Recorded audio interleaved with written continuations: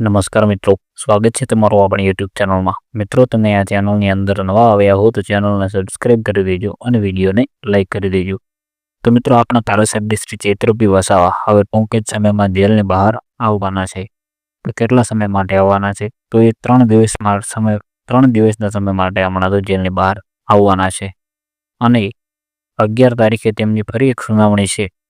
તે કદાચ ચૈત્રભાઈ વસાવા એવું નથી લાગતું કે 100% જેલની બહાર આવે, પણ કદાચ ચૈત્રભાઈ વસાવા જેલની બહાર આવી પણ શકે છે.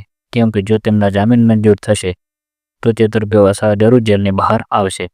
અને એ પણ નક્કી ના કહેવાય, કેમ કે હાલથી તો આપણે કંઈ પણ નક્કી ના કરી શકીએ કે ચૈત્રભાઈ વસાવા 100% જેલની બહાર આવશે કે નહીં આવે, કે ચૈત્રભાઈ વસાવાના જામીન મંજૂર થશે કે નહીં થાય, એ હાલ આપણને કંઈ પણ માહિતી નથી. અને કદાચ જો તમારે એની વધારે માહિતી જોઈતી હોય તો આપણી ચેનલને સબસ્ક્રાઈબ કરી દેજો અને વિડીયોને લાઇક કરી દેજો.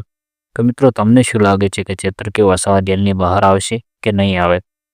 મિત્રો, મને તો એવું લાગે છે કે કદાચ કે ચૈત્રભાઈ વસાવા કોઈ સમય કે નહીં આવી શકે જેલની બહાર, તો આદિવાસી સમાજ અને બીજા બધા સમાજો તો આ સરકાર ઉપર ગુસ્સે થવાના છે. અને હવે ચૂંટણી પણ ફરી એકવાર નજીક આવી રહી છે, ત્યારે કંઈક અલગ નવો ધમાકો થશે. અને આદિવાસી સમાજ તો સરકારથી બહુ જ ગુસ્સે છે, એવું લોકો દ્વારા આપણને જાણવા મળી રહ્યું છે.